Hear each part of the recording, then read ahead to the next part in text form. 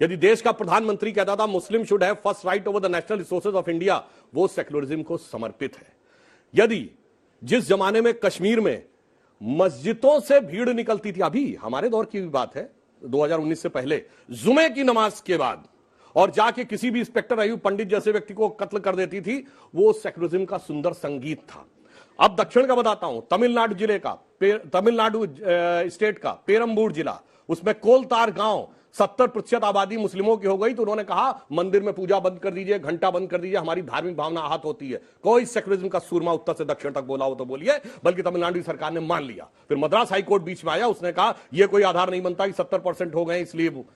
अब ये बताइए, ये आग दिखाई नहीं पड़ती थी, और जब आग इस सीमा तक हो, जो बात मैं बोल रहा हूं पहले भी बोल चुका हूं, 2014 से पहले भारत आंशिक रूप से मुस्लिम राष्ट्र था। क्योंकि अगर ऐसा नहीं है तो मैं चैलेंज करके पूछ रहा हूं, एक नॉन मुस्लिम स्टेट बताइए जहां शरिया के प्रावधान को कॉन्स्टिट्यूशनल सैंक्टिटी प्राप्त हो।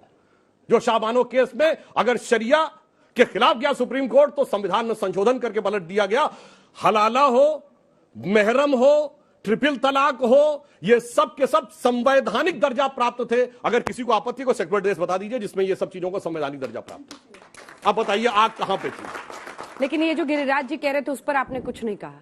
अगर अल्लाह को स्पीकर की जरूरत नहीं है तो हनुमान जी को चालीसा सुनने के लिए स्पीकर की जरूरत है। आप एक बात देखिए, अब आप जैसे हनुमान चालीसा में कहते हैं जय हनुमान ज्ञान गुण सागर, हनुमान जी की स्तुति करते हैं।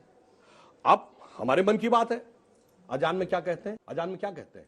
अशहदु इलाहुल्लाह, अल्लाह के अलावा कोई इबादत के लायक नहीं है।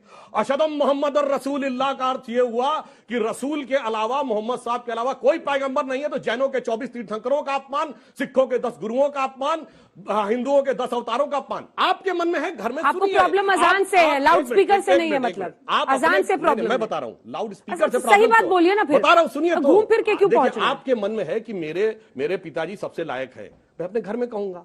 अब आप ये कहें कि मैं दुनिया भर को सुनाऊंगा, मतलब बाकी के नालायक हैं, तो इस बात से प्रॉब्लम है। शुभ्रांश राय जी।